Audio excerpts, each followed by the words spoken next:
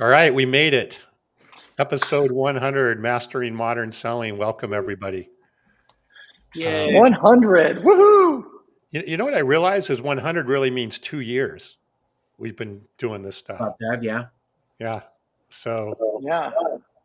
anyway, Well, we should be a lot more excited than this. We're like so calm, man. It's 100 episodes. I mean, how many podcasts and shows hit 100 episodes? We're saving the energy for the show. That's know? right. Got it. I'll celebrate after. I mean, we had that one episode where we tried to get out of the gates and sputtered. So I'll celebrate after we wrap 100. Let's do it. All right, Tom, kick us off. All right. Well, welcome everybody to episode 100. Hey, I wanted to touch on one thing before we get you going here. We've been sponsored by Brandon Fist Bump for at least the last year or so. And I want to thank Fist Bump and their team for helping with all the production and making all this happen, because there's a lot of things that go on behind the scenes that, and Brandon just committed to a whole bunch of other work that he's going to be doing going forward. So I really want to thank the Fist Bump team for that. And I don't want you have access to my task list. You guys put things on my task list that I don't want on there. But hey, Tom, before you move on, can I do just also a shout out to Noor, who does an amazing job coordinating our guests and sending out the emails, and she coordinates with our team of creating the shorts that we send to all of our guests afterwards, so they have access to video clips of them on the show. And she does an amazing job of herding us. Like, it's probably a lot like herding cats, but she does an amazing job. So Noor, I know you're listening. Thank you so much. You're awesome. I second that emotion. I just look for her emails, and then I know I won't be lost. So, hey, there you go. Bob just jumped in. I also want to give a shout out to Bob. I think he has been our most valuable audience member over the last 100. Yay. Right? Go Bob. Shows up. Aloha. Right. You get some awards, like the Dundee Awards. That's right. So while we're giving awards, Christy, you have been our most valuable guest host. Thank you. I've loved it. Yeah. So you've been on a few times now. So welcome again on our 100. And Daniel Disney, who was our guest on episode 50, every 50, whether we need it or not, is back. So welcome, Daniel. We're going to need you to commit to episode 150. I'll see you. Yeah, I'll see you in a year's time. That's fine. Beautiful. All right, there we are. All right, there we are. So, and thanks, Butch. Butch has also been one of our best audience members. So he was one of the only ones that ever laughed when we used to do the dad joke challenge. So that's right. He's bummed that we gave that up. All right, so let's kick things off. Christy, I know you have some exciting news. Let's talk about that first, and then let's get into hearing some amazing stuff from Daniel on what's been going on in the last 50 episodes or so. Yes, thank you so much, Tom. You guys know that I've been working hard to get my book to market, and yesterday was launch day of Selling Your Way In. Thank you, Carson. Great book, by the way. Yay. Thank you. Yep. So sold out on Amazon by 9 a.m. So never fear. There are plenty of other retailers that still have copies available. So Barnes & Noble, Target, Books A Million, indie bookstores. Go down the street to your indie bookstore, support your indies as well. So lots of great opportunities to still get the book while Amazon is getting their order back in. So yes, it's been calling it launch week. So, but yesterday was super fun, like way more fun than I thought it was going to be, even after they ran out. Congratulations, Christy. That's awesome. Congratulations. Thank you. Forward by our mutual friend, Mike Weinberg, also a prior guest of Mastering Modern Selling. So all in the family. Yes. Lots of text messages and calls from him yesterday. There was lots of love and support. And he's been amazing. Beautiful. Christy, for those who don't know, just in quick 15 seconds or so, what's the primary punchline of the book? What does it cover? That kind of stuff. Yeah, I'm calling it a personal development book for sales professionals. So it's really not a how-to. There are plenty of people out there that are going to teach you about how to do a discovery and outbound prospecting and social selling, which we're going to talk to Daniel about in a minute, and negotiation. So I really wanted people to be able to get to the top 10% in their industry and their company. And so I want them to better understand how to choose the right sales role that fits their sales superpowers, their desire to be rewarded, how they want to be led and managed. So it really is a personal development book. It has a companion workbook, and I do recommend that you download that. That QR code is throughout the book, but sit down in a quiet space and figure out really what you do better than everyone else in your company and at the competitor, so that you can own your income and have the kind of life that you deserve to have. And my 2 cents, my 2 favorite parts are the candor. And if you know Christy at all, she pulls no punches, and the Christyisms. That's all I'll say. I'm going to work hard to throw some Christyisms around today. Yeah. So, if you go to sellingyourwayin.com, then you can see, again, it's in lots of places, but we've got 4 retail establishments listed at sellingyourwayin.com. But would love to push you towards Barnes & Noble right now, because I know that they're still in stock. I didn't know Barnes & Noble still existed. You'd be surprised. They actually sell a lot of books. All right. Yeah, I still go to Barnes and Nobles like 4 or 5 times a year. Oh, they still have brick and mortar stores out there? Yeah. Yeah. Okay. Grab a coffee, go wander around. Yeah. All right. Well, I need to get out more. So, hey, Daniel, welcome again. Thank you for being here. I know it's getting late where you are, right? It's what, 8:30 or so, somewhere out there? Yeah, it's not too bad.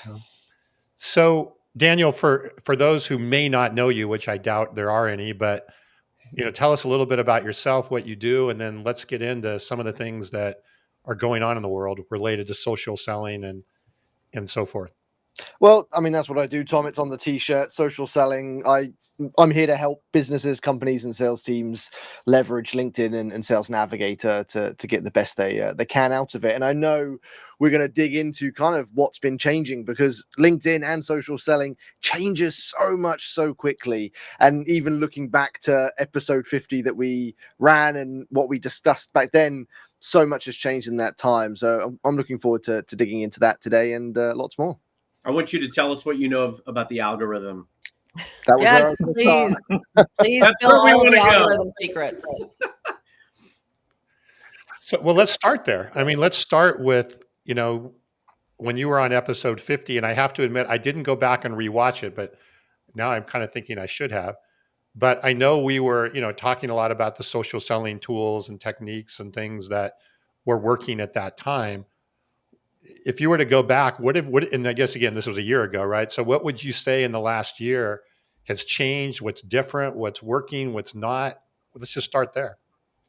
Sure. I mean, the 2 things I'd focus on, is AI. I think AI has been a huge thing, especially in LinkedIn and social selling, in content creation, in messaging creation, and obviously outside of the wider sales world as well. And that's moving and growing really fast. So I think AI is one pillar that we can talk about. And then the other is the algorithm, which is just changing a lot. But this year has been really brutal. And there's good and bad in it. It makes it a lot more challenging to use LinkedIn. But the good part of it is it's kind of shaking out the bad stuff of LinkedIn. So some of the people that were just becoming quite repetitive and perhaps not putting out great content, but still getting good engagement, they're starting to drop, which I think is a good thing. So anyway, pillars, AI and algorithm, 2 core pillars that we can dig into. Should we start with AI? What do you think? Yeah, let's start with AI. I think it's an alphabetical order. We're going alphabetical order. AI is before algorithm. So I think looking back a year ago, we were using AI, or at least starting to play around with it, but now it's becoming a pillar. And there's a few things I've noticed personally. It'd be great to hear what the group here have experienced as well. But AI is becoming very good at creating for social selling. So whether it's ChatGPT or other platforms, AI is getting quite good at creating content or content drafts. It's getting quite good at creating messages. But the other side of it is people are building AI platforms for sales that is getting even better. And there are a few tools I've been playing around with recently, some that create LinkedIn messages for you, and they research the person's profile, they draft, and some of the messages that they create, sometimes I'm looking at it thinking that's better than what I could write myself. And so there's a real exciting opportunity there. But my general consensus at the moment is AI is kind of building the rough outline that you then come in and humanize and add your voice and tone and sort of sculpt it into that final piece. But it'd be good to hear, how's everyone using AI at the moment? Carson, how are you doing it? Yeah, AI is a pretty incredible add-on and kind of augment to our process. And in anticipation of this event, oh heck, that's not true. Actually, just in the last couple of seconds, I used AI to pull a synopsis of episode 50. And looking at some of the themes, AI was one of the things that we talked about 50 episodes ago. One of the things Daniel pointed out was how it is starting to be used as a complement to what we are doing. It's a powerful tool, but it should be used to enhance rather than replace the human touch. We talked a little bit about how maintaining authenticity and the personal touch is going to be all the more important, and I think that continues to be the case. One of the things that I'm using it for with my team currently that has been exceptionally helpful is going in and as we're crafting personalized messages to organizations that we want to break into, leveraging AI to, whether it's combing their LinkedIn profile, and there's tools that will do this. So will ChatGPT, so will others, but combing LinkedIn profiles, combing company websites or company reports, and being able to leverage this intel to really, in my opinion, surface themes that you may want to touch on that give you a more personal touch. It will write the emails for you. It will write the templates. But again, I want to stress the importance of making sure that you're ultimately the author of this. There may be a sentence that I keep of the AI email. A lot of times what it's helping me too with is bullet points of ways that it will align my business with theirs.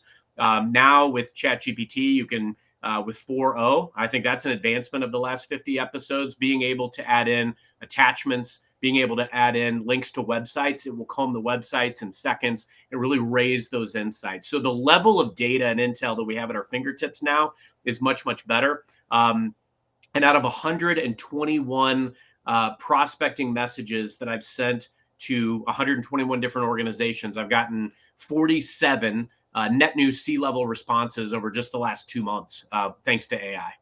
Wow. Nice. Wow. It's really good. And I think that brings up like Bob's question, Tom, his comment and a question. It's making people more efficient, but is it making people more effective? I think it depends on how they're using it, right? I think what Carson said is a very strong way of using it, not just be efficient. What he indicated is it makes it more efficient. The AI is going out and grabbing information, summarizing, giving you things. But because he's adding the human touch to it, he's making it more effective.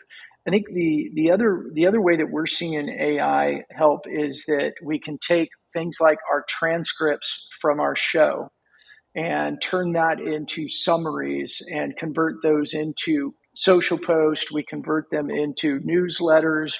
We use some of those to convert them into carousel posts. And it makes us more efficient at doing the actions that we should be doing. But years prior, they didn't get done as often, or they didn't get done at all because they took a lot more time. And what I really like about that when using transcripts, and maybe it's a transcript from a sales conversation, it's a transcript from the show or anything else, we're actually getting real human conversation. We're actually taking true thought leadership.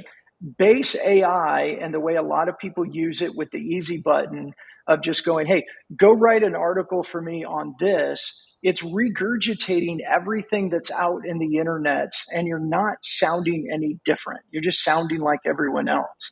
But when we're actually using our own transcript, so it's our thoughts, our words, our conversations, and then summarizing it, when we do that, we still have the ability to stand out and be seen as with more, and I hate the term thought leadership, but I guess that's the term to use, but with our own thoughts and our own ideas and our own conversations and our own experience, we just use AI to do it more efficiently and therefore do it more consistently. I'm using a AI note taker, and I heard from one of my clients the other day that I've got it set up so it sends them the summary at the end of every one of our conversations. They love that. I mean, I was using it too to copy paste to send a summary email myself. And so I'm still doing that most of the time, but not all of the time. And he was like, I love getting those summaries at the end of every call. He goes, potentially because I give homework, right, as I call it. And so at the end of the day, he has his next action items on there and he doesn't have to remember. But I found that I am addicted. Like I was, again, episode 50, I wasn't using that. And probably episode 80, I wasn't using that. But I have been using it recently. And not only for my own benefit, but my clients seem to love it too. Yeah, I use Fathom for that, and I Me too. love it, and so do people. I love that it gives me the summaries, and like you said, if there's action points, it carves them out, and I take a lot less notes because the notes are made; they're done for me. That's right, and tied back into your CRM system. Right. So Daniel, two questions for you then related to this. One is, what's your take? Are people more effective or just more efficient? But I'd also like your take on, for the people who are kind of using, I guess, AI irresponsibly or unresponsibly, right? And just how are you seeing that affecting the world of LinkedIn? Is it causing people to actually kind of end up getting pushed in? Well, I know we're going to cover on the algorithm, but are they losing credibility, that kind of stuff? What are you seeing related to that? Well, it's funny. We're kind of looking at two avenues that people have. We've got a group of people here that obviously are sales professionals. So, we're driven and we're using it to help. But there'll be lots of salespeople out there, unfortunately, that are more lazy sellers and will use AI to simply replace their work. And so it might make them more efficient in the sense of it, but they will definitely not be more effective. And that's what we're seeing on LinkedIn, especially, is people using AI to create content, as an example, and just copy and pasting it onto the feed. And it sounds robotic. It looks robotic. It doesn't sound like the person. And so it doesn't generate an ROI. So I think for the right people, if you use it the right way, AI is a phenomenal tool. And we've heard some amazing examples of great ways to use it. But there will be a lot of people out there. And again, leadership will be enabling it, that will use it to cut corners, to save time. And they won't use that saved time for productive tasks or for taking that AI generated information and actually doing something good with it. So I think there's that big choice that we have. It's a great tool if you do learn to use it and use it the right way. But that could be said for any sales tool. The amount of salespeople that don't even use their CRM properly, there are amazing tools out there if you use them and are, going to put the work in. But the big fear with LinkedIn, and this is something I've been talking about a lot, and I actually went to LinkedIn's HQ in New York earlier this year and talked to them about it, and even they don't really know how to handle it. But there is this reality kind of happening at the moment where you've got people creating AI content on LinkedIn and then people creating AI automated comments. So you've kind of creating this AI dominated LinkedIn where AI is creating the content, AI is commenting on it, and it's a very risky, future potential. Synthetic AI. It's a synthetic LinkedIn, basically, entirely. It's hard. A lot of it sticks out like a sore thumb. It does. Oh, it really does. And it's hard for LinkedIn to control it. Like, it's not an easy problem to solve, but that is kind of their current problem at the moment, is how can they manage AI? Should people disclose if their content or comment is AI generated? Would that, if you were to consume a piece of content and it was good and then you found out AI generated it, would that change your perception of it? So that's kind of the interesting AI vortex we're in at the moment. Wow. Yeah. I think there's a humanity piece to that, and I'd love to hear what you guys take on it. Is somebody's got an AI bot that is commenting on your content, and you're sitting there thinking that you're having a conversation with a human, and then you find out you're really not. Does that change your perception? Does it make you not want to speak to that person? Do you feel played?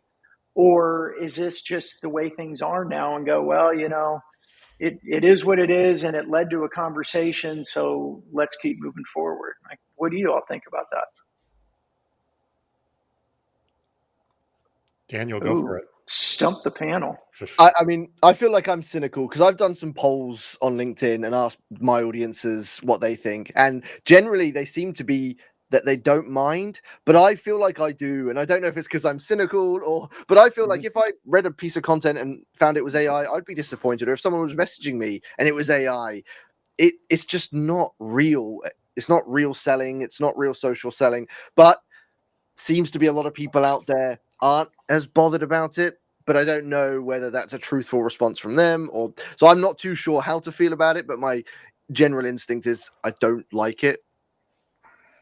think I'm sort of with Daniel. John Barrows put out an email 2 or 3 weeks ago about how to go in and help your AI bot better understand your communication style. So I didn't know about that before. And so I went in and customized, and said, I have a very direct communication style. Here are some samples. I like, Daniel, I think somebody mentioned, like, I like my things bulleted, right? Like, I like things in bullets. I speak in that fashion. I'm a be brief, be bright, be gone girl. And so it's getting better. Like, it will, and I asked it to address me as KKJ. So that makes me warm and fuzzy when it responds. It's like, how would you like me to address you? And I was like, you can call me KKJ because you're on the inner circle now. But I'm a little bit with Daniel. Like, I think, again, I guess my marketing side of me is good content is good content, right, Brandon? Like, good content is good content. But I think if I got a comment and it wasn't from a human, it was from a bot, that would probably be a little more disagreeable to me than if a bot had written a post. Because I do expect that the comments are personal. Mm-hmm. Couldn't agree more. I think regardless of the answer that you get, I do think everybody is going to at least have some predisposition against it being AI that they're talking to. There's going to be some sense of disappointment, whether it's a post. And I've absolutely seen people that have said, like, hey, I saw this post from somebody that I respect, and I know that it was AI, and it changed my perspective of their content or them. And that's why I think it's super important. As I admit, I leverage AI in creation of some of my posts. However, I always make sure that I'm the final proofreader of every single word. And I'm going to massage things here and there. And there's ways to train the AI and tell it, I want this to be the exact intro. I want this theme. I want, and a lot of times I'll use the AI on a transcript of something that I've said previously. So it's already in my voice. I'm just using AI to produce it quicker. So I hear the summary is AI to create content with a human touch is good, but an AI comment makes us feel a little dirty, like somebody's trying to game the system, and our humanity kind of gets annoyed that they're not engaging with us from their humanity. They're engaging with us with tech. I just wonder if they actually read my post. Right. Like, did you actually exactly and comment insightfully? Like, I value it when somebody takes time to read my post, and I value people's posts enough to comment as myself. So I wouldn't want to leave the impression with somebody that I didn't actually read their post and that I created something that was AI generated. I've used AI sometimes to help me create responses because I wanted to say something insightful beyond just, hey, great post, because I know that actually does not help them in the algorithm as well. So those types of things I take into consideration. I call it LinkedIn professional courtesy. There you go. I have another way that we've leveraged AI, and this is part of Fist Bump. In fairness, not to be so promotional, but we build in there an AI doppelganger. It's like a twin. So all of our transcripts and everything go into the twin. We have settings, which is how do you like to speak. We even have a section of like words that we use a lot. Like I use the word awesome a lot, and that I could go in and say these are some of the words that I use. These are phrases that I like to use. We have a commenting style assessment that I partnered with professors and students from Texas State University, that we go in and do the assessment. And then when it takes your top 3 commenting styles, it'll plug it in there. So like I'm an encourager and I'm a clarifier. So a lot of the things it builds for me, it builds from that encourager clarifier standpoint. And it just makes me more efficient. But again, like you're saying, Carson, I don't push a button and have it go. I still read it and use it. But this is one of the ways that in the last, 8 weeks that I've really, really enjoyed using AI. And Daniel, my partner in Fist Bump, built this for us with our app. That whenever I'm done with a conversation or I'm driving down the road and I think of something or I have a sales call or whatever, I can just pull up the app and hit a button and I can basically speak with my doppelganger. Say, I had this conversation. It was with this person. These are the things that I'm thinking about. And it immediately goes into my doppelganger with our creator studio next to it. And my personal assistant is there too, and she gets it and she sees it.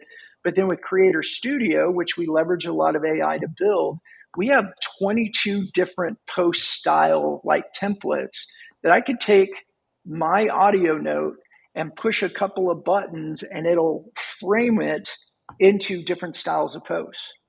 And then the AI will also take my media studio, which is all my photos that I share to it, and it'll go find 2 or 3 photos that it thinks will match with the content and put it in front of me and let me then review it. And when I edit it and I like it and I say go, and then it can be scheduled for me in the future. That has been a game changer for me in the time that I spend to create content. I used to spend a lot of time because I wanted to be very authentic. I would create my posts usually that morning. I had my routine. I'd do my walk. I'd come back. I'd sit down. I'd journal, meditate, write my posts. And sometimes my posts would take me 30 minutes or more because I'm thinking about things and changing it. This, as you can tell, I like to talk. I can talk into it, and it's saving me a ton of time. Nice. So as we wrap up AI here, and we'll move into algorithm next, just want to hit bottom line question from Bob. Is AI really increasing top line revenue? In other words, is there an ROI for all the effort that we're putting in, level of effort that we're putting in for learning and using AI? I really want to hear what Daniel and Carson, how they answer it. Daniel, you're on the front lines with teams all the time. And Carson, you're a daily producer. And I don't mean to leave you out, Christy. I step aside for the king of social selling. Well, the answer for me, we decided this last time. He's the king. I'm the court jester. So okay, that's right. We talked about that on episode 50. Right. Yeah, we can swap anytime. The answer for me is yes, it absolutely can deliver an ROI if you're going to put the work in. So it's all down to the leadership, the team. Yes, if you use AI right and everything we've discussed today, you put that into play, AI can have a very positive impact because it's going to save you time. And if you put that time into more selling activities and other things, then yes, it is going to help. But there will be a lot of people that don't do that. So in that case, it's not going to help. So I guess you have to make sure you've got all the systems and everything flowing right. You've got the right people. Then it's a good choice. If not, maybe you should focus on that first before bringing AI in. Carson? The short answer is for great sellers, yes. Absolutely, it is significantly increasing top-line revenue, and there is ROI around AI. Now, a little bit longer answer, not a long answer, but I mean, look, literally, I think I share plenty on this show about how I look at sales as a big game board. You've got the right people executing the right process, you're going to be successful. And part of my process is building a foundation where I've mapped out the key strategic stakeholders that I need relationships with in order to achieve what I want to achieve in any given year. Then we have solution plays that we execute, which are parts of our platform, but I do that in a variety of different ways. And as I was sharing earlier, I've got about 47 customers, net new customers that I've opened doors with over just the last 2 months, of which I would say a good handful, we already have net new opportunities that have landed over $500,000. And that's just in 2 months of work. With each of these, and some of these have longer sales cycles. See, I think it's important to address where AI can play in the sales cycle. Number one, it's helping us with front of the funnel activities because it's enabling us to send very targeted, personalized messages quickly to a lot of customers. The other day, I literally sent 7 different organizations mails. At each organization, I would say it was anywhere from 50 to 100 recipients. This took me about an hour, and they were written so personalized that it looked like I memorized their website. What was beautiful about it is I was able to go in and match what my organization, my specific organization within my company, what it does with their website and draw 3 to 5 bullet points on each email of key themes that was directly matched to their mission statement or their key pillars that they called out on their website.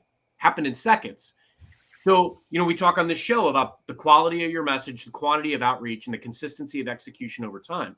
I have a higher probability of getting that executive response than ever before because of AI. And that's why it's so valuable front of the funnel. Furthermore, what it's really helping us with as you advance things is, let's say a customer's ghosting you, or a customer goes silent or goes cold. I went out the other day, similar situation, used AI, combed their website, or combed their LinkedIn. What was beautiful about this is I figured out, like, wow, they've got a lot of accolades. They're very proud of some of these achievements, and as well they should be. So let me take a unique approach. So I offered to actually connect them with one of our executives, because I said, I think there's a lot we could learn from you, and I'd love to get you connected with this C-level at our organization so that we could share ideas, we can learn from you, and you can have that executive to executive touch point. They responded in 5 minutes. And now we're going down a path where, it's helping us at every stage of the funnel. So I don't think all the ROI has been realized yet, Bob, but it will continue to be, and it's already having a massive impact if you're a great seller, which I don't purport to be, but AI is making me look smart. Okay, Carson. It sounds to me like we could use AI and substitute is, does CRM help people be more effective and increase ROI? Depends on if they use it the right way. Does LinkedIn help the sellers to be more effective and create ROI? It depends on if they use it the right way. Does AI, like it always comes back to, are you trying to use the easy way, the cheap way, the quick way, and get the best you can, or are you going to use it the right way? And Christy, it just reminds me of your overall message in your book. Discover your superpower, learn how to do things well, and go kick ass at it, and go become the top 10%. Yep. I completely agree with what Carson said. If you're not wired that way, this won't matter. So let's switch gears from AI to algorithm, because yes, there's been a lot of algorithm changes, it seems, in the last 50 weeks or so. So Daniel, what have you seen? What is the ramification? How is that impacting? And how do you see that moving forward? I mean, how do you see the algorithm adjusting as we move forward? The algorithm, it's been really interesting because obviously there's a lot of LinkedIn experts and gurus out there, and pretty much everyone has experienced massive drops in engagement, not just, but everyone on LinkedIn has experienced massive drops. But what's been interesting, because LinkedIn usually does this every year, it's a bit of a roller coaster, engagement will be really high and then it will drop. And usually it's around when they're making changes. What's been very interesting this year is that drop has been for a very long time, much longer than usual. And there's no real insight as to what they're doing or why it's been dropping. However, it's kind of like when you have someone in your sales team come up to you and say, oh, I'm struggling to hit target, things are really hard, but you still have 1 or 2 people hitting target. And there are still people getting good engagement. I still have posts going out that drive really good engagement. So what's been interesting and what I'm seeing at the moment is the need to adapt very quickly, whether it's the format of your post, whether it's the tone, the topic, but the need to be a lot more adaptive on LinkedIn is kind of important right now. So for example, maybe last year, one of the formats that worked really well was just a image on its own, whether it was a photo or a quote or something like that. Now, an image with a pretty decent amount of text exploring a topic and giving a lot of value is really working well for engagement.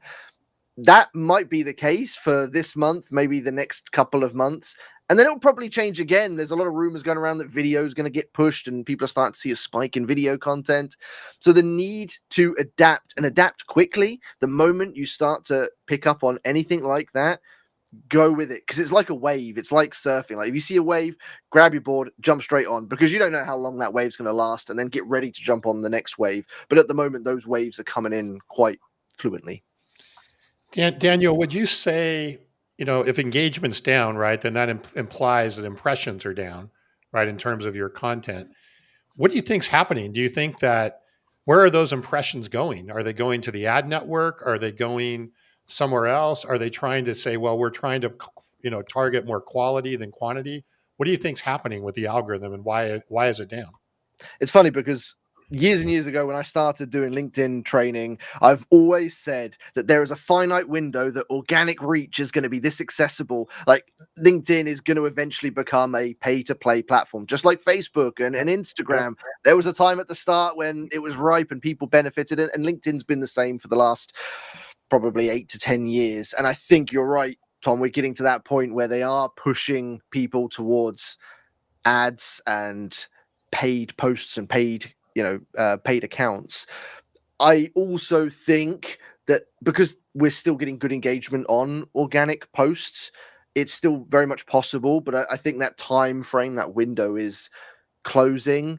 Possibly within the next couple of years, we might see it shrink down a lot. So for anyone who hasn't invested in LinkedIn, now might be the last chance to come in and actually grow an audience and a brand whilst you're able to do so, because there will be a point where I couldn't go onto Facebook now.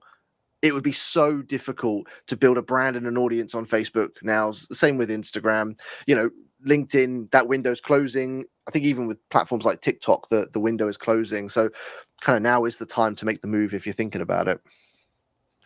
Do you think that with the LinkedIn introduction of the thought leadership ads, which really allowed you to spotlight or have paid behind personal stuff, do you think that was the first step in that direction? Is that kind of the shot across the bow? Yeah, definitely. And it's interesting because I've had one post, a paid thought leadership post, come up in my feed every day this week, but it's the same post.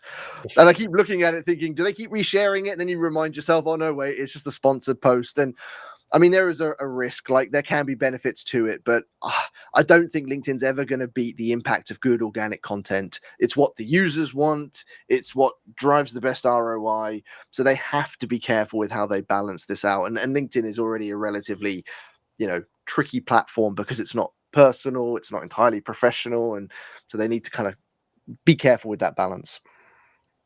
Wow. Daniel, I'm having some FOMO because I don't like it when I don't get to play with the cool kids, but I understand, rumor has it, that some people are getting to beta test some like video suggestions from LinkedIn, where LinkedIn is suggesting like, hey, this video should be for you or whatnot. What's going on with that, and how do I get to play? I mean, I would like to know as well, Chrissy. So I not invited on that one. I don't know who or how they choose. I know. I thought for sure you would be part of the cool kid group. I wish I was. The video is definitely going to be a big part of the future of LinkedIn, because they've been testing things like shorts and different ways that video is positioned. So I do think regardless, now's a good time to build your confidence on video and start practicing, because if and when it does go down that direction, you want to be in the best place positioned. But the testing doesn't always guarantee. Sometimes they test it and it doesn't work, and then it sort of goes away. Video has definitely had a rocky journey on LinkedIn. Sometimes it gets the lowest engagement, even though it gives the most value, and yet a poll, which sometimes doesn't give much value at all, gets a ton of engagement. So I'm not going to sit here and say LinkedIn knows what they're doing and get it right all the time. I mean, still a lot of things they need to fix. All we can do, as the analogy earlier, LinkedIn is a game. And all you can do is try and play the game to the rules that they set out, even though they change the rules all the time. You just want to try and know what's working now, capitalize as much as you can on it, and be ready to change the next time they change it. Yeah, and LinkedIn in their mobile app added, the video feed on the bottom menu, which was an indicator like, hey, this is going to become more important. And we started creating with our clients a lot more video, a lot more short video. We are seeing it getting some play, but as you said, we don't know if it's going to last. It was a little over a year ago, maybe 18 months ago, that LinkedIn came out and said, okay, video. And then one day it just disappeared. And video wasn't as important. They came out there. Was that 18? I mean, I don't know, whatever it was. They came out with just stories like tool from Instagram. And it was like, oh, LinkedIn's going in stories. And then poof, it was gone. So I like what you're saying. And it is, but it's no different than anything else, right? When we're making outbound calls, we got to test different ways of leaving voicemails that intrigues people. We've got to constantly test things with email. We're constantly testing, and we just live in a time where, unfortunately or fortunately, how you want to look at it, things don't stay the same very long. Oh, there's an interesting one with cold calling at the moment. There's the opener that seems to be really popular, which is the "Hi, my name's Dan. This is a cold call. If you want to hang up, that's fine. But if you give me 30 seconds," and that sort of open and honest up front, which I can see why it's working very well right now. But how long before people get resilient to it, and instead of being sort of "yeah, okay, fine," it's going to be "no, it's okay, thank you," and they hang up. Like it has a time frame, and you're right. It applies to everything. And I've honestly always thought the ability to adapt is one of the core skills that salespeople need, regardless of cold calling, email, social selling. The ability to adapt quickly is valuable. The salespeople that sit around waiting will always struggle. Is Amy Franco says salespeople need to be entrepreneurial, and I love that part in her Modern Seller book. And that's the key thing is you have to be more entrepreneurial in your day. You have to treat your sales job like an entrepreneur and figure shit out. Right, Christy? Yes. Get shit done, figure shit out, own your own shit. Lots of shit. Lots of shit out there. Get your shit together. Get your shit together. So, Daniel, I'm sitting here thinking about what you're just talking about. Let's just say that LinkedIn is going to become more pay to play over the next year. What does that do to the personal brand strategy? What does that do to some of the social selling strategies that we've talked about? How do we adjust to that situation? Because I think it's probably, and even if you look at Facebook, right? When Facebook first kind of went to that pay to play, you could get ads at an affordable price. You could actually make there was a lot you could accomplish. And then since then it's gotten tougher and more difficult and all of that, even on the paid side. So I know there's probably about 5 questions built into this, but what do you think about if we're going to be more to play, what is that going to do to personal brand and strategies and social selling in general? I mean, there's 2 time zones, isn't there? There's before this happens and after it happens. Before, in the window that we've got now, I can't stress enough. Now's the time to try and build an audience and a brand where you can do it for free, organically, and relatively easily, because that will become very valuable within a year, 2 years, and beyond. If we're then looking at the point where it becomes very difficult to get any traction without paid, we're already seeing it now. Companies are already starting to invest in influencer marketing, LinkedIn ads. LinkedIn is getting a bigger budget in companies' marketing budgets at the moment, and that will just continue to grow. And it will get to the point where, if I'm the CEO, I'm going to select, maybe some of my leaders, some of my staff, and when they post, money's going to be put into ads to boost them. It's not going to deliver a very strong ROI compared to what's available now, and it's going to cost a lot of money, but there'll be that transition period. What will be a reality is everyone who does have an audience and a voice will become a lot more valuable in that time, because people are going to want to, B2B influencer marketing on LinkedIn is at an early boom stage at the minute. So when that time comes, they're going to become even more valuable because they'll have organic audiences, voices and brands that are, trusted. So now's a good time to invest in yours. And then for the companies out there, now's probably a good time to start testing ads and building your knowledge base and experience with it, because they are going to become more and more important as time goes on, and they aren't easy to get right. Can I jump in on that? I think Daniel, I love that you said that, because I think right now is a great time to do those thought leadership ads. Now, to your point, you see the same one over and over again. This isn't a turn it on and let it run for a month.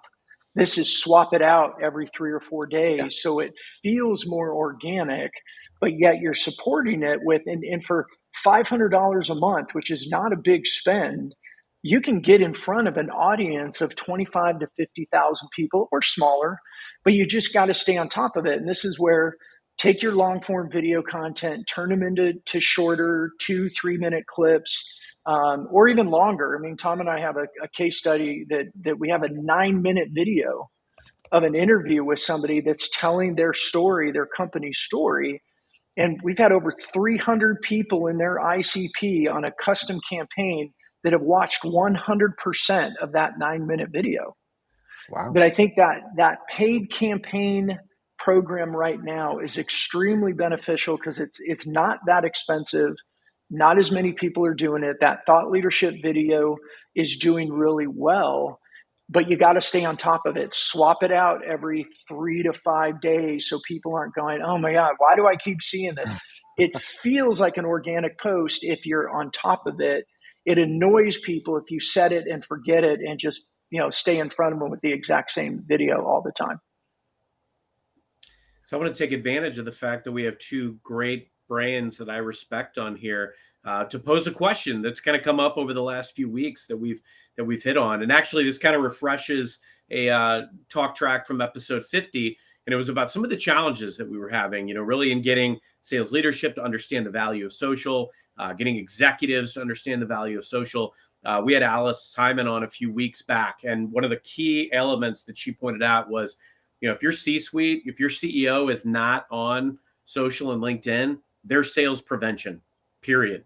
And I'd love to get your updated thoughts, Daniel, on some of the challenges that you're seeing right now in, getting sales leaders on board. Has it gotten better? Has it changed? But also get both of your thoughts on what Alice said and, your observations around C-suite and executives and whether they're leveraging or not leveraging LinkedIn and social. Do you want to go first, Christy? I'll go first. Thanks. Yeah, actually, Alice is part of a group I belong to, Women Sales Experts. So I spend a lot of time with Alice Hyman throughout the year and think very highly of her. And she's got a great podcast for CEOs, by the way, in the financial industry. So she definitely knows her stuff. I worked for an organization at one point, and the CEO, again, did not have a lot of time to do social as far as outreach was concerned, but he had a chief of staff. And we, as the sales team, as sales leaders, could leverage that and ask him to reach out through his network.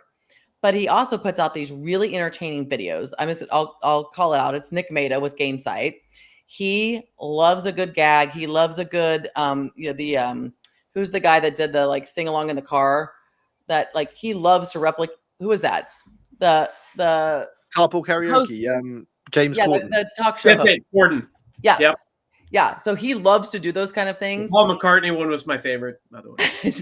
Those are entertaining, but Nick's messages are entertaining. And then the other thing that's happened recently, so he used to put these really funny videos out, and he still does. But over the last year or so, things have happened in his personal life, like death of parents and those type of things. And he's been very transparent about that. And so I think when you have a night, and so there's no doubt if you follow him on social, on LinkedIn particularly, you don't know who he is. Right. You have a full breadth of that. And he understands more than probably a lot of the sales leaders and or CEOs, more maybe CEOs than sales leaders, but C-suite.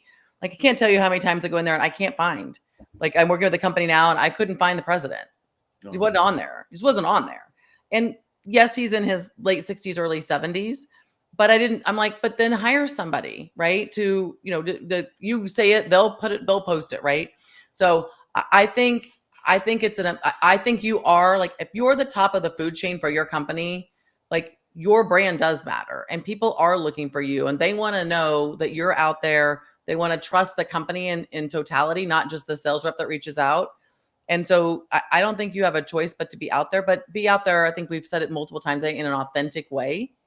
And I really love what Nick has done. I think he's a great example of lots of different things. And he he posts his kids. He's very family oriented. He's a great dad, Carson. I see that same, you post family stuff all the time, right? I feel like I really know you. I know, and I also know when you're traveling. So I was like, Carson will be here today or he won't be here today. I'm like, nope, Carson's got his Hawaiian shirt on with the flamingos and his shorts. So he's out and about. But I think that resonates with people. I like to know, Mike Weinberg, you guys mentioned, right? I wrote the forward for my book and has been on your show. He's a golfer. I picked up golf in May. And so I'm always every time I see a post a golf thing, I'm like, oh, where is he today? And I'm writing down I'm writing down the golf courses he's playing. So I'm if it's good enough for Mike, it's good enough for me. But that, and he's the CEO of his own company. And I feel even though I do know him personally, if I didn't, I think I would. So I think it's a big miss when CEOs are just too busy for social, because you are your company if you're at the top of that food chain. I think the worst part is it's so easy and accessible. So there really isn't any excuse. Either you find some time and do it, because in reality, you could be pretty active on 15, 30 minutes a day, which I think anyone could find. And there is so much value to it as well to justify it. Or You get your marketing team to do it. You find someone internally to ghostwrite for you and be active, and that could be a responsibility and growth for them. Or you hire someone to do it, and there are lots of agencies out there that will do it for you. That's There is right. no excuse to not do it, but the value is massive because, as you're saying, Christy, like people buy from people. We follow people. We love building these sort of digital relationships, whether it's influencers, whether it's CEOs. We want to see We that love kind of looking behind the curtain. We are nosy, snoopy people. absolutely. Mhm. And so why wouldn't you want to do that as a CEO, as a brand or a company to just build that transparency and show people that you're not just a corporation trying to sell something, but that you're real people, and you know your people have lives and you care for your people, and all these things connect us with a brand at a much deeper level, whether it's for sales, for marketing, or anything. That the benefits are so huge, and there is no excuse. And I think leaders should lead by example, but B, capitalize on this opportunity, because again, it's not going to be as easy as it is now It's a lot cheaper marketing than what some other people are spending too, right? Exactly.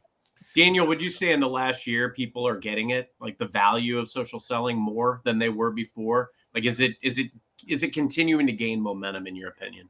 Definitely. And to the point we were just discussing, I am seeing a lot more CEOs than ever before Yeah. being active on LinkedIn. So clearly people, are seeing the benefits and putting that time in. But, we're still early stages, and I think there's still a lot more out there that could capitalize. But I do think we're moving in the right direction, and for obvious reasons, because the CEOs you see doing it are getting huge traction. They're getting huge engagement. Some of them are getting more engagement than their own marketing channels and company pages. So the proof is in the pudding there. Do you think that the CEOs that you're seeing taking that step are just, hey, they're seeing others, they're seeing the early adopters, the results that they're getting and going, hey, I need to do this too? You think it's just a mainstream movement, so to speak, or is there another driver that's causing the CEOs to jump in? No, I think it is by seeing the value and the importance and the opportunity on LinkedIn. Everyone's seeing that LinkedIn is this open platform right now that you can go on, share content, and just benefit in so many ways. What I would find interesting, and I don't have the answer to this, is how many of them are doing it themselves and how many are outsourcing it. That would be interesting, because I do think there will be quite a large percentage that are outsourcing it, which is, I don't have a major issue with it if it's done the right way. It's still their voice ultimately. But I think that would be quite an interesting one for other CEOs to decide what, pathway they take.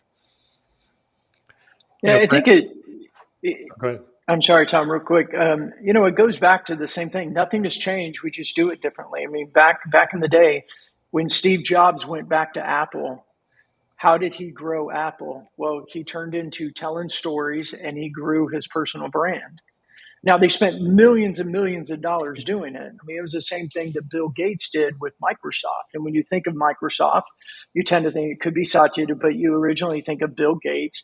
You think of Steve Jobs with Apple, and you got Elon Musk doing it with Tesla and SpaceX. As his personal brand, and he's out there, it raises the brands of all of his companies. And here's the really cool thing with the great equalizer.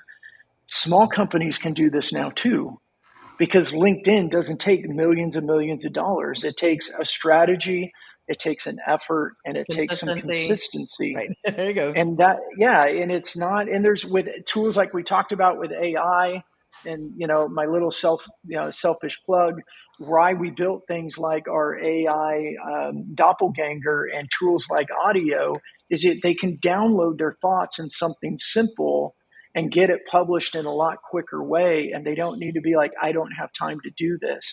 If you think about it, and you see the value that this can bring for all areas of your company. I mean, Alice talked about this. Think about HR. When they're out recruiting and somebody goes, oh, I know who your CEO is, I see him all the time. Are they going to be much more interested to talk to a recruiter than if they go, what company? Who? It's all these areas that are effective if the CEO just gets on board and starts growing their personal brand. Sorry, Tom, I jumped in on you. No, well, first of all, and I don't know if you're able to see Brandon on your phone, but I believe I've been getting a couple of text messages from people asking if their comments are coming through, and we're not seeing them. Other than Bob, who just has a pass to get through, none of the other comments seem to be getting through. So I'm sorry if that's the case. I've got some direct messages too. People telling me they're commenting on my my stream, but they're not coming through. So restream not for the win today. Yeah. Because I'm sure Daniel's got a lot of comments coming in on his feed more than all of us, and we're just not seeing them. Yeah. So I apologize. We're not It's ignoring overloaded because of the celebratory episode, and we got 5 freaking people on here. We're breaking LinkedIn, just like you broke Amazon, Christy. We're breaking it. So, hey, I have a question for everybody here as we wrap up, right? And we can decide who gets to go first on this. But Daniel, you'll be back in 50 episodes. Christy, you're officially invited back for 150 as well. Thank you. Good. So I want Christy back for 101, 102. I think we need to make her a regular co-host. Thank you. When you're out in your Hawaiian shirts, she's here. I know. I appreciate. Hey, you figure you got to have a pinch hitter. Why not get somebody great from St. Louis? That's right.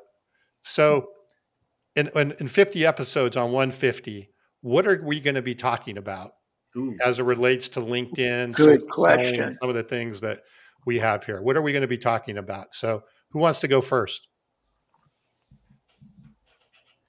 Whew.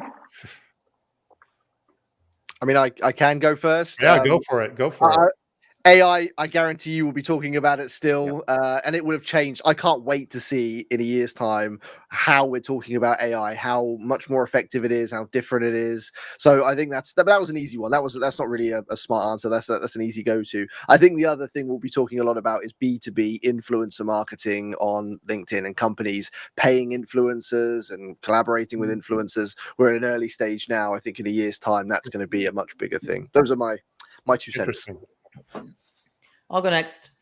I think we're going to be talking about how AI has impacted revenue, and maybe not in the positive way that we talked about earlier.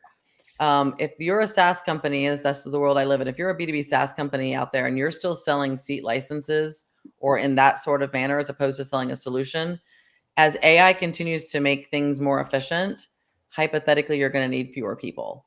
And if you're selling X today, if you're selling 250 licenses of X today, and you need 50 fewer people 12 months from now because people are more efficient, could be sales, could be operations, could be finance, then and you're in the business of still selling seat licenses, selling people licenses, I think you need to be rethinking that right now. That's good. Mm-hmm. I'll springboard off that. I mean, AI is the obvious answer, but I think it's going to be the differentiation of how we can engage. How are we engaging with folks, whether it be with video or, with the advancements that are being made in AI. I look back like a year on posts that I made that might have leveraged some semblance of AI. And now with what it can do from a graphics perspective, a video perspective, you could literally make a video of yourself talking about something that you never talked about. And, so imagine the power, though, of being able to do that the right way. So I think we'll be talking about the different ways that are prominent to be engaging with, while also continuing. I'm going to steal this from Brandon. The more things change, the more they stay the same. We'll still be underscoring the value of the personal touch of all these elements and how these are really just a conduit to get the things that we need and want, which is a meeting, a face-to-face. I did a show earlier this week, and the theme of it was really all around face-to-face is still one of my ultimate goals in any of the things that I'm doing. So I'm leveraging a lot of social. I'm leveraging a lot of LinkedIn and Sales Navigator. I'm doing a lot of social selling to engage with clients. But my goal, my ideal outcome, is to sit down across a table from them, just like it was in the old days 5 years ago. So I think we will still be talking about that a year from now. It'll be all the things that are available, the amazing things it can do, but how amazing it is that we can use these to still break bread with our clients. All right, I'll go. That's good. I'm going to say 3 things. AI, and I won't touch it because you guys did a great job.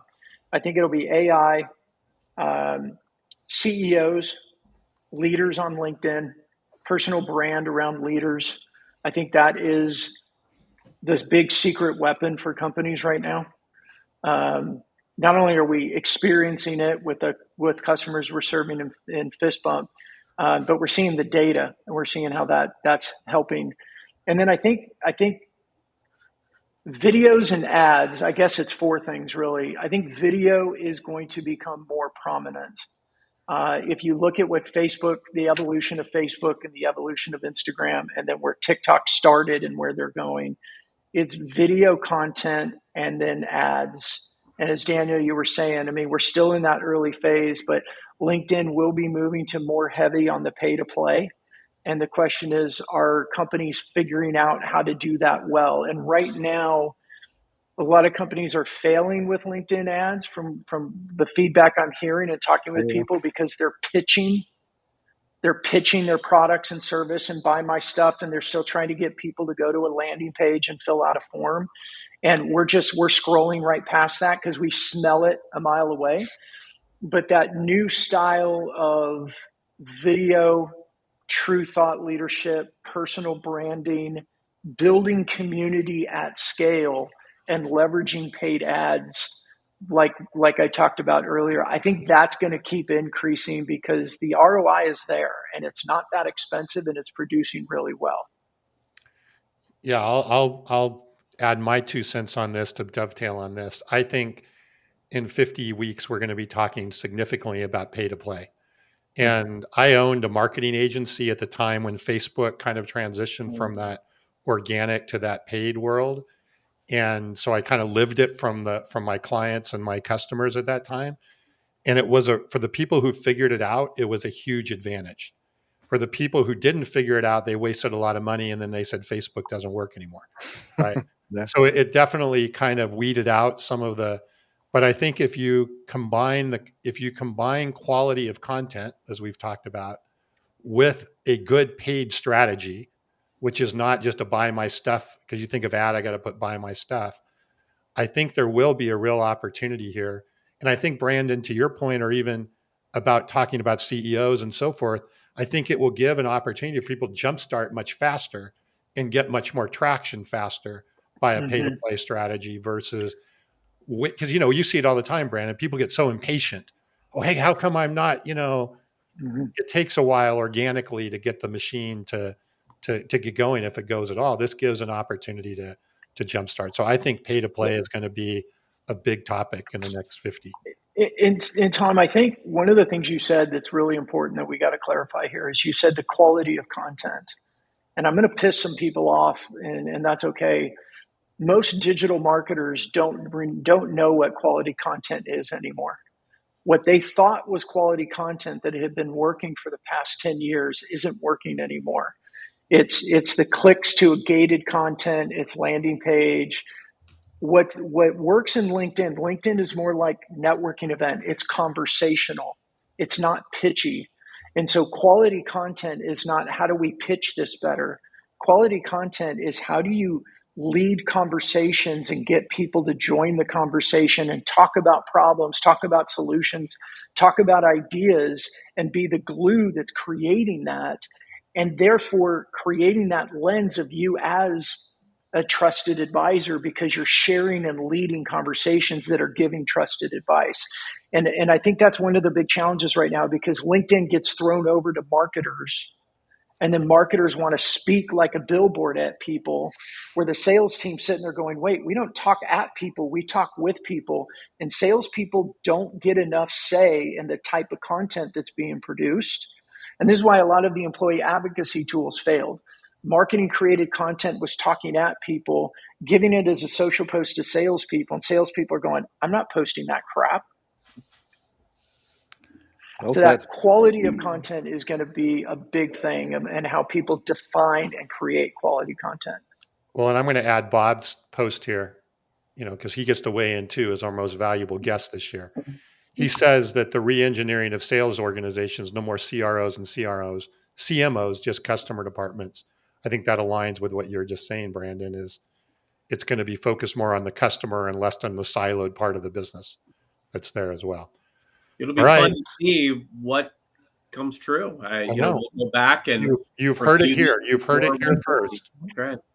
So, and then we we have AI that'll summarize this and put it in something nice and sweet. We can save it for 50 more episodes and then recall it. It's like a time capsule. I was about to say like a time capsule. Nice. Carson, I was so impressed of your recollection of episode 50. It just I, like I told you, AI can make you look smart. I don't know how I've gone so far in my sales career. Like I'm not that smart. I'm not technically savvy, but AI and social selling has been very helpful for me. Thank God. And the listeners out there, we'll make a promise. We'll go look at the other streams and do our best to answer questions that you asked there. We're sorry that Restream let us down a little bit today. Looks like Becky just sweeped through, and it looks like Lydia's out there, so we do want to say hi. And my business partner Kevin's on, and he's asking really good questions, and we're not seeing him, and I'm sorry about that. But well, give us one. What did he ask? Well, here, I'll give one to you, Carson, that he asked. Uh-oh. He says, do all these LinkedIn changes make LinkedIn ripe for a disruption and maybe a divestiture from Microsoft? Oh my gosh, I'm not touching that. You asked for it. I'm not touching that with a 10-meter pole. My goodness. Oh. If I answered that, I'd probably be divested. So, well, that's no matter how you answered it, right? Exactly. It's a question for discussion as we move forward. All right. Thanks, everybody. Great session. Thank you, Christy. Yeah. Good luck on your book. Thank you. We will keep pushing it here. Yeah. Daniel, as always, awesome. We can't wait for 150. Get yours today. Daniel, thank you again. I know we got on your calendar months ago to make sure we'll get on your calendar now for next year so that with your busy travels, do well for everybody. Daniel is going to be at Inbound. He'll be on stage there over at HubSpot and doing his thing over there. That'll be great. Treat him well in Boston. Welcome him into the Boston Harbor area. All right. Well, great episode 100. Thanks again, Carson. I just want to point out at 1 hour, 6 minutes, 37 seconds, this is still shorter than the all-time longest episode with Donald Kelly. So we did not set the record on episode 100. But thanks, everybody, for joining us. Thanks for getting this show to 100. I mean, in TV world, that means we would go into syndication. So congratulations. Oh, we start getting royalties, I believe. So yeah, no, Brandon's that's part of Brandon's job. He's working out those royalty deals as well. Nice. We got to figure out how we're going to sign Brandon for another 100 episodes. Do I need to go renegotiate with Fist Bump to spend more money on the show? That's right. Perfect. I think so. So thank you, everybody. And Daniel, Christy, thanks so much for being on and being a part of the show with us. And until next time, happy modern selling.